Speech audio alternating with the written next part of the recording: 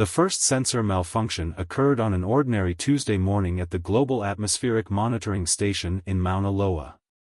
Dr. Isabella Martinez was reviewing the overnight data when she noticed the anomaly, a 0.3% drop in oxygen levels over a 6-hour period. She tapped her tablet screen twice, frowning at the numbers that shouldn't exist. "Run diagnostics on sensor array 5, she commanded the system, taking another sip of her now cold coffee.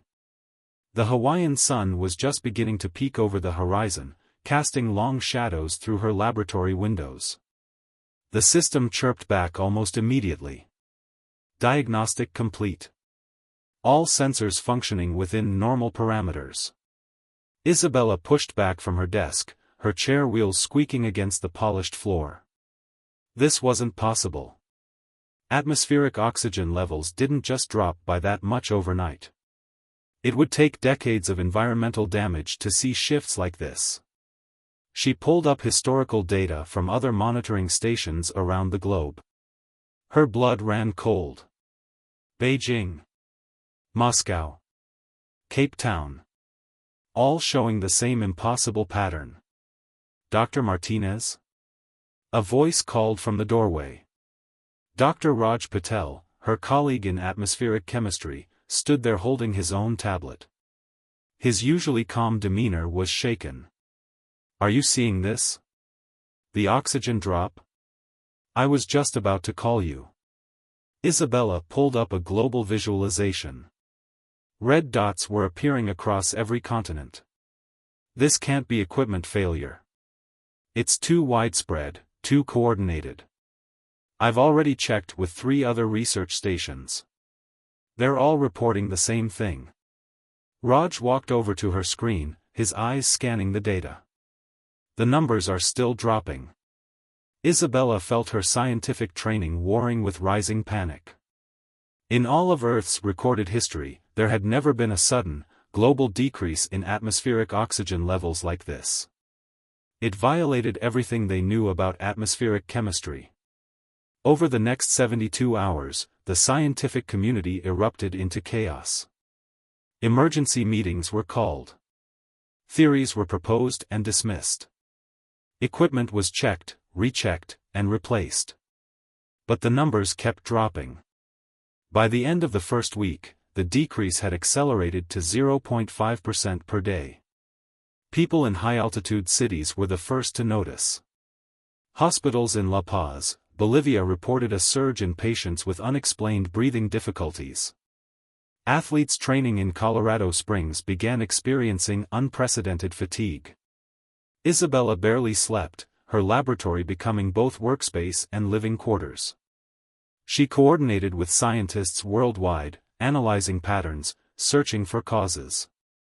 Climate change, solar activity, volcanic emissions, nothing explained the scale and speed of what they were seeing. "We need to go public," she told the Emergency Scientific Council over video conference.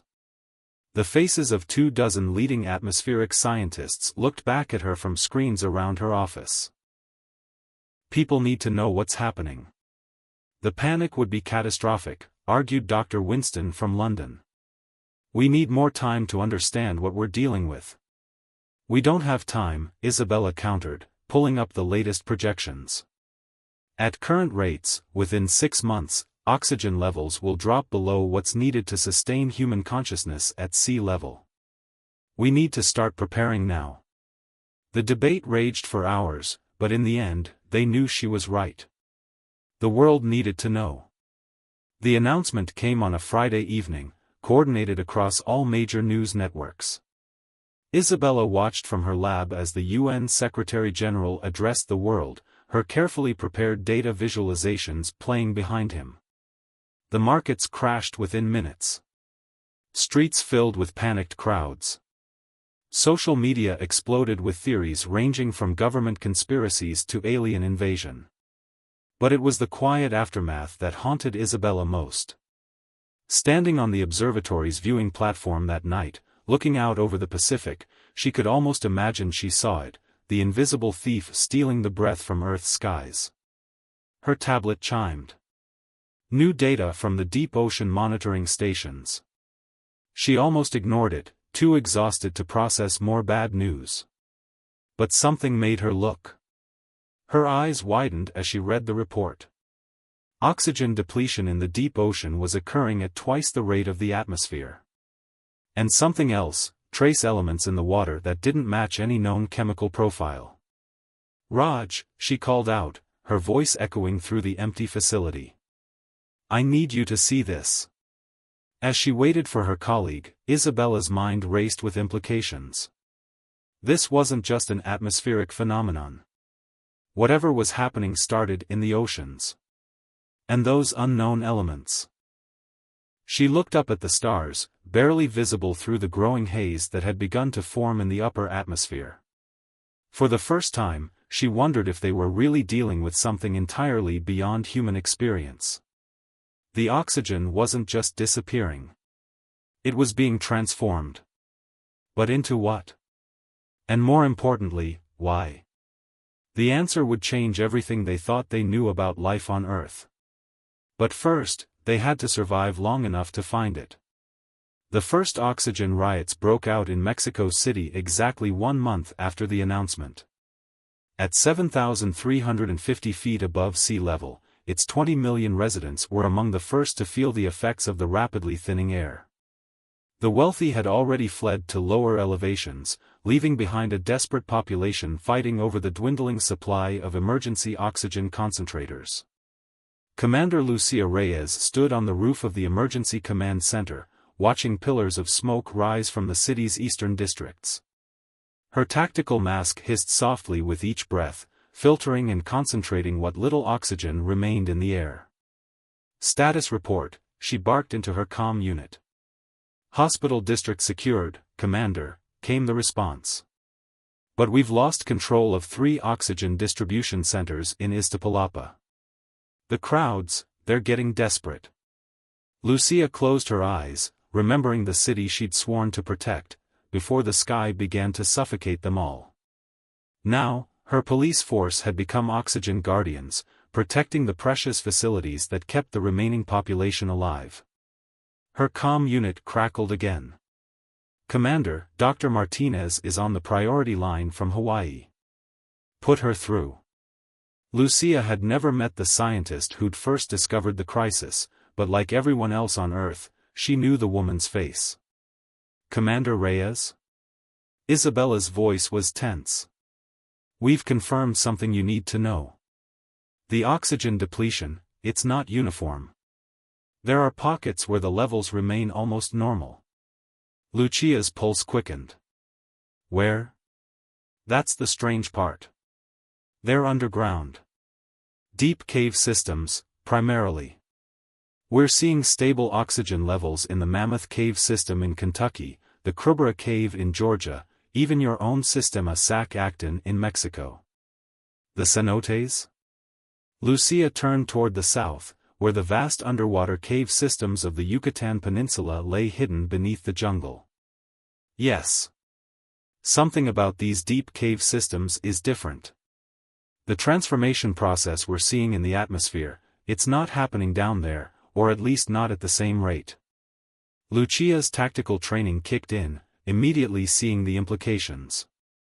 "You're talking about emergency shelters. More than that.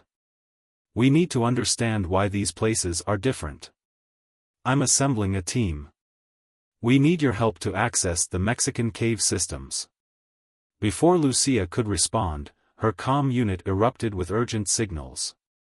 Multiple distribution centers were under attack. The riots were spreading.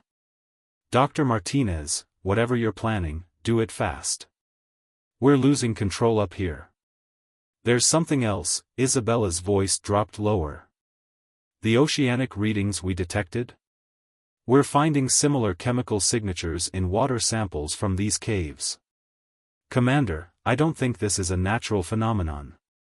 These caves, they're connected to whatever is causing this. A massive explosion rock.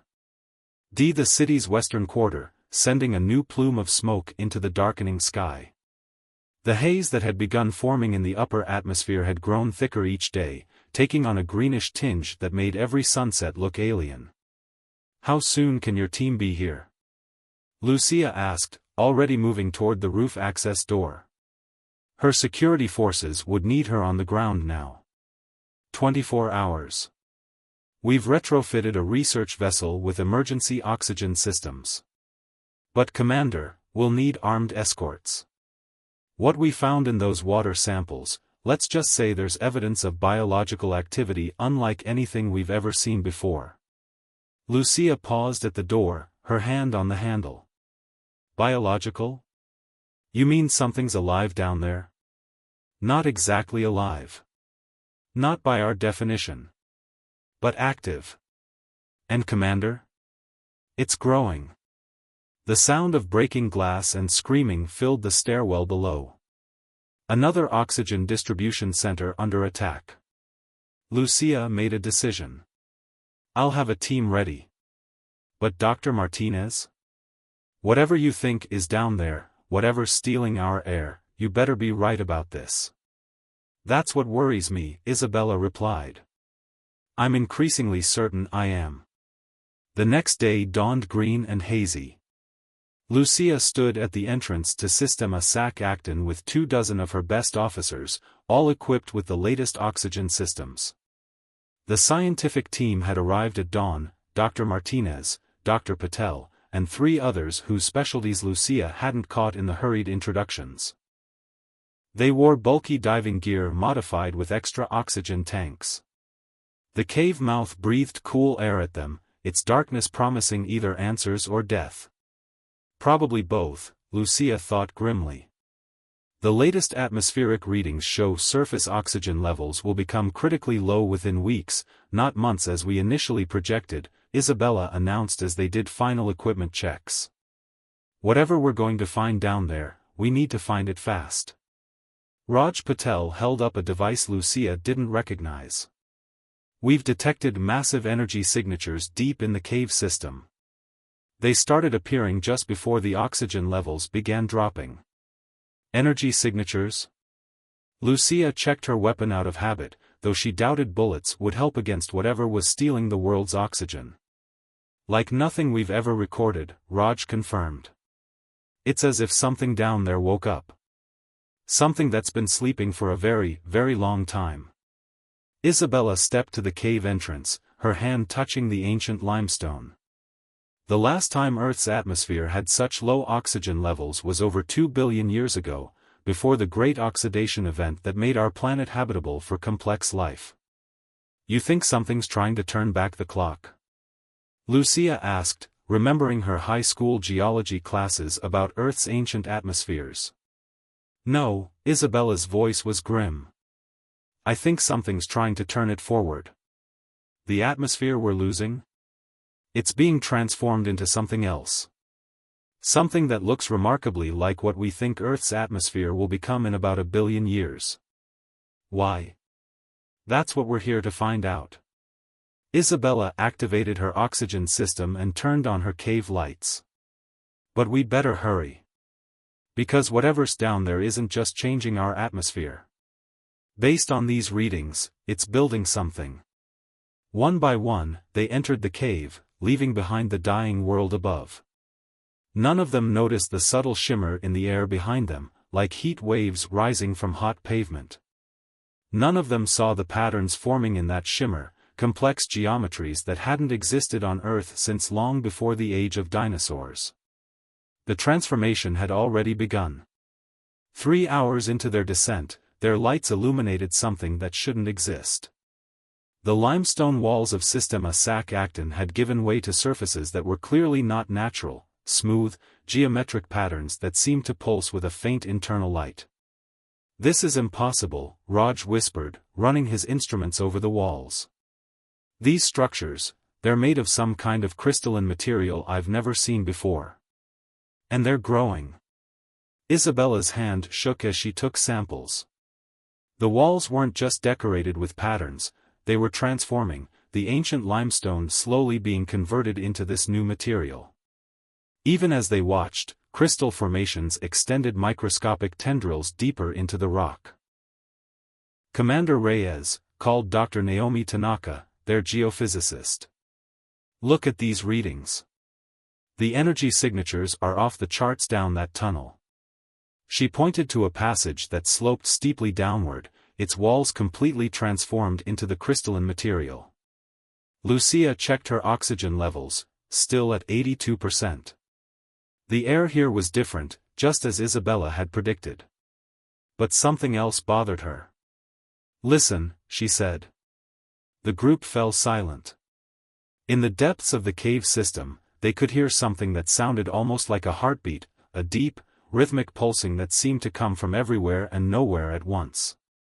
"It's some kind of resonance," Raj said, checking his instruments. "The crystals, they're vibrating in perfect synchronization. It's almost like they're communicating," Isabella finished. She'd seen something similar in her ocean samples, but never on this scale. They followed the crystalline tunnel downward. The deeper they went, the stronger the pulsing became. Their lights revealed more complex structures, formations that looked almost like circuit boards etched into the walls, ceiling, and floor. "It's a machine," Dr. Victor Rossi, their systems engineer, said in awe. "This entire cave system, it's being turned into some kind of massive machine." They emerged into a vast chamber that made them all stop in their tracks. The space was enormous, larger than a football stadium, and every surface was covered in the pulsing crystalline material. But it was what floated in the center that drew their attention. A sphere of pure energy hung suspended in the air, about 30 feet in diameter. Within it, complex patterns of light danced and shifted. The patterns looked familiar somehow. "Those are molecular structures," Isabella gasped. "It's showing us the atmospheric transformation process. Look, that's oxygen being broken down and recombined into something else." Raj's instruments were going haywire. "The energy readings, this thing is putting out more power than a nuclear reactor. And these patterns, they're not random. This is programming of some kind. Ancient programming." "How ancient?" Lucia asked, unable to take her eyes off the sphere. "Based on the geological evidence?" Naomi consulted her readings. "This system was installed roughly 3 billion years ago, during Earth's early development. It's been dormant all this time, waiting." "Waiting for what?" "For now," Isabella said softly. "For the exact atmospheric conditions that would trigger its activation. We've been studying Earth's atmospheric evolution all wrong. What we thought was a natural process was engineered," Victor finished. "Someone, something, set this up billions of years ago to transform Earth's atmosphere at precisely this point in time." A new sound filled the chamber, a high-pitched whine that made their teeth ache. The sphere's activity increased, its patterns spinning faster. "It's accelerating," Raj shouted over the noise. "The transformation process, it's speeding up." Lucia's tactical training kicked in. "Can we shut it down?" "We don't even understand how it works," Isabella replied. "This technology, it's so far beyond us. Trying to interfere could make things worse." "Worse than the extinction of all oxygen-breathing life on Earth?" Lucia demanded. Before anyone could respond, new crystals began growing rapidly across the chamber floor, spreading like ice across a pond. The team backed away, but the growth was too fast. Within seconds, crystal formations had surrounded them, cutting off their retreat. "Look!" Naomi pointed at the sphere. The patterns had changed. Now they showed something new, what looked like DNA structures, but unlike any they'd ever seen. "It's not just transforming the atmosphere," Isabella realized, her voice filled with sudden understanding. "It's offering us a choice." The patterns resolved into clearer images, human DNA strands side by side with something else, something modified to survive in the new atmosphere being created. "A choice?" Lucia asked, watching the crystalline growth crawl ever closer to their position. "Adapt or die," Isabella said grimly. "This machine isn't just transforming Earth's atmosphere. It's giving us the blueprint for transforming ourselves. The sphere pulsed brighter, and new images appeared within it, visions of Earth's future. They saw cities enclosed in crystalline domes, humans transformed to breathe the new atmosphere, and something else, something waiting in the depths of space. It's a test, Isabella whispered. Or maybe, an invitation.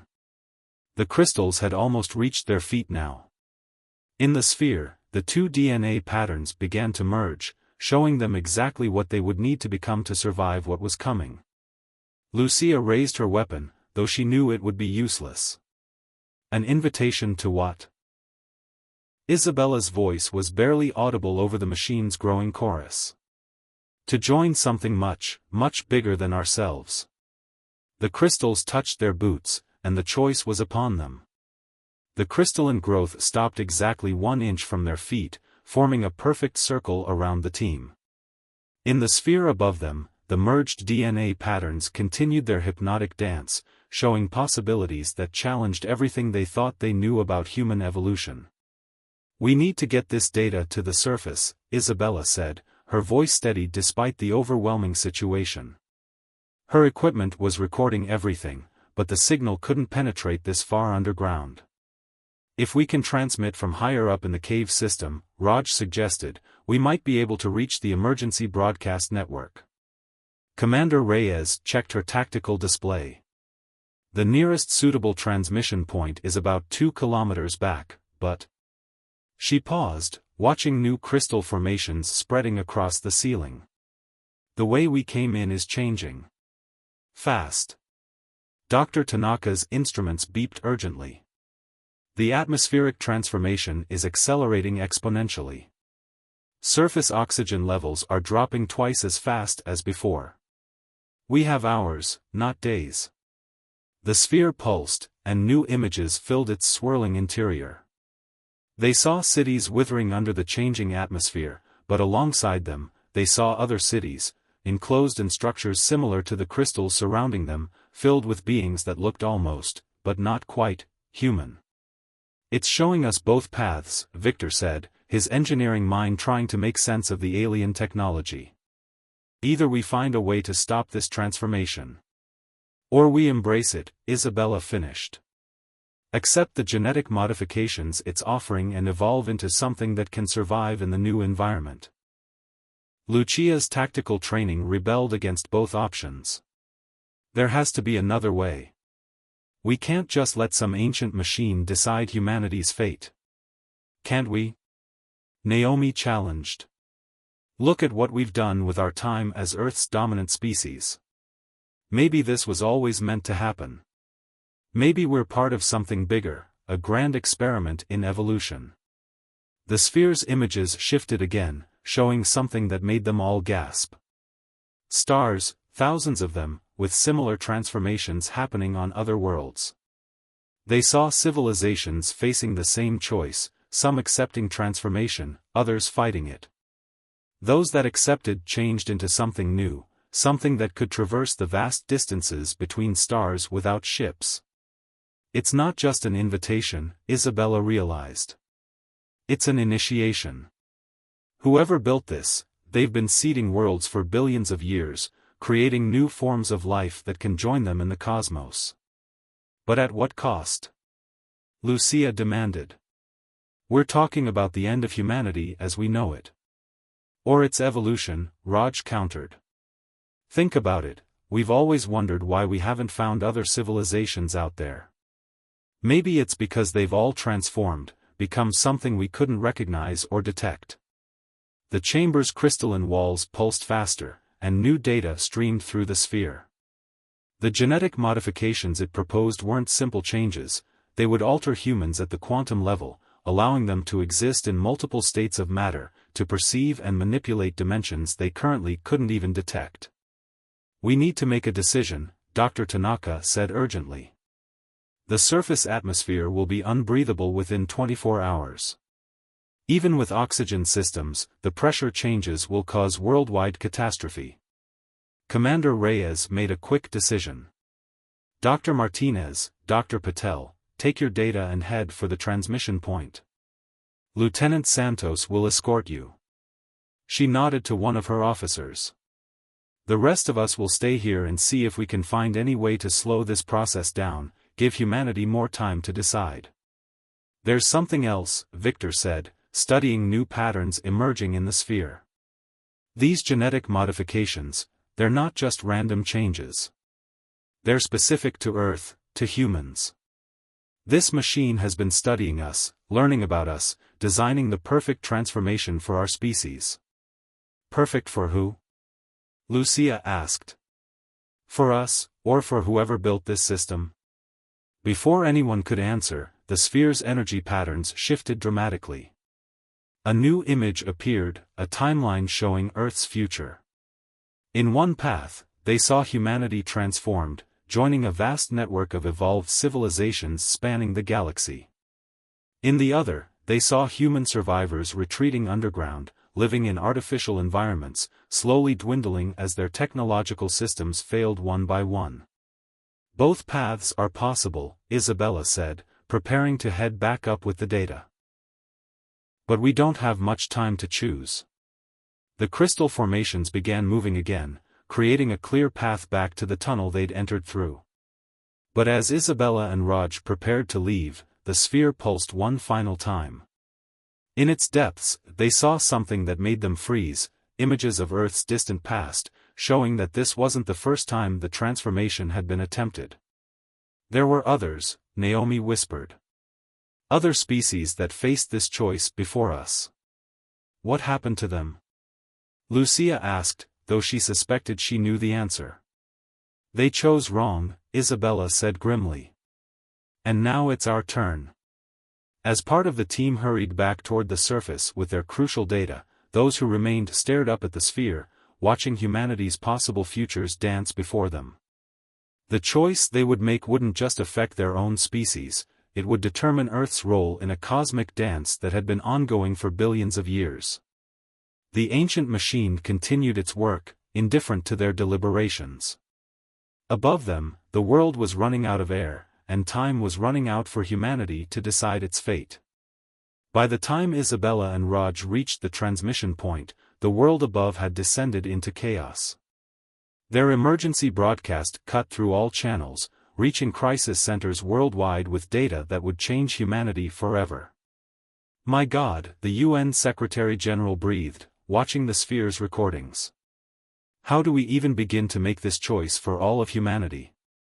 In the crystalline chamber below, Commander Reyes and her remaining team watched as the ancient machine revealed more of its secrets. The patterns within the sphere had become a literal window into parallel worlds, showing them civilizations that had faced this choice before. Some of them found a third way, Dr. Tanaka announced, her instruments detecting subtle variations in the quantum signatures. Look at these readings, they managed to partially adapt while maintaining their original form. Victor studied the new data streaming through their systems. It's not just genetic modification.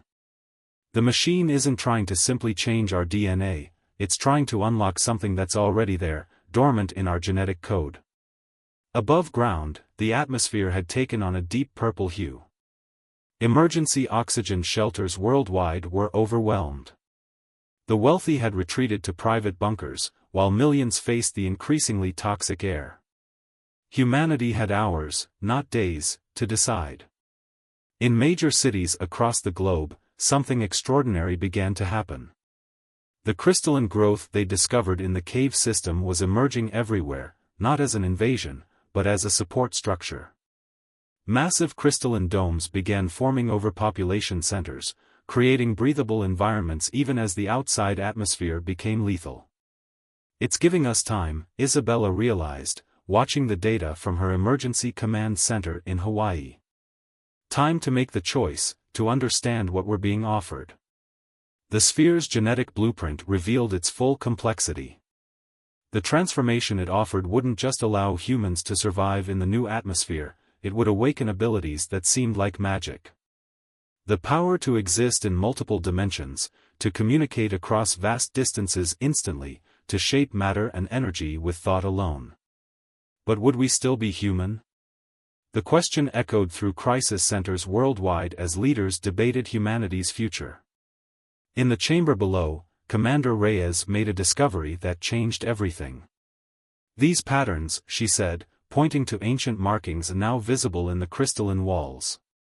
"They're not just from one civilization. This machine, this invitation, it was built by many different species working together. A coalition of transformed civilizations." The sphere pulsed in confirmation, showing them glimpses of this vast alliance, beings of pure energy and thought, civilizations that had transcended physical form, all working together to shepherd new species toward evolutionary transcendence. 20 hours after their discovery, with the surface atmosphere nearly unbreathable, humanity faced its moment of decision. The crystalline domes could sustain them for weeks, maybe months, but not indefinitely. They had to choose: fight the transformation and retreat underground, hoping to find another solution, or embrace it and become something new. In the end, the choice came not from world leaders or scientists, but from the people themselves. As the data spread worldwide, millions began reporting strange dreams, memories not their own, glimpses of possible futures, a deep knowing that this moment had been written into their genes billions of years ago. "We're not being invaded," Isabella announced to the Emergency Council. "We're being remembered. Everything we might become was already seated within us, waiting for this moment." The transformation began slowly at first, volunteers stepping forward in every nation, entering the crystalline structures that had emerged from the Earth. Their changes were witnessed and broadcast worldwide. Human forms shifting, consciousness expanding, yet somehow maintaining their essential humanity even as they transcended its limitations. Commander Reyes stood with her team in the ancient chamber, watching as the sphere showed them the transformation spreading across the globe. Not everyone chose to change, some retreated to the underground shelters, choosing to remain fully human. The machine allowed this, the crystalline structures protecting both those who chose to transform and those who didn't. "It's not an ending," Isabella realized, as she watched the first of the transformed humans demonstrate their new abilities. "It's a beginning. We're not the last of the oxygen breathers, we're the first of something new." The transformed humans could exist in both the old atmosphere and the new one. They could communicate instantly across vast distances, their consciousness expanded beyond physical limitations. But most importantly, they retained their memories, their loves, their essential humanity, evolved rather than erased. As the last hours of Earth's oxygen-rich atmosphere faded, humanity had split into two paths, those who chose to transform and those who chose to remain in protected enclaves. But it wasn't the end they had feared. The transformed began working to create sustainable environments for their unchanged brethren, while exploring their new abilities and making contact with the wider galactic community that had set this change in motion. In the depths of Systema Sac Acton, the ancient machine's purpose fulfilled, the sphere slowly dimmed. But the message written in its crystalline walls remained: every end is a beginning. Every transformation is a choice. And every choice creates new possibilities. Commander Reyes stood at the entrance to the cave system one last time, her transformed body able to perceive dimensions her old self couldn't imagine. Above her, the purple sky shimmered with possibilities, and in the distance, she could feel the presence of other transformed civilizations welcoming Earth into a cosmic community that spanned galaxies. The last of the oxygen breathers had become the first of the Star Walkers, and humanity's next great adventure was just beginning.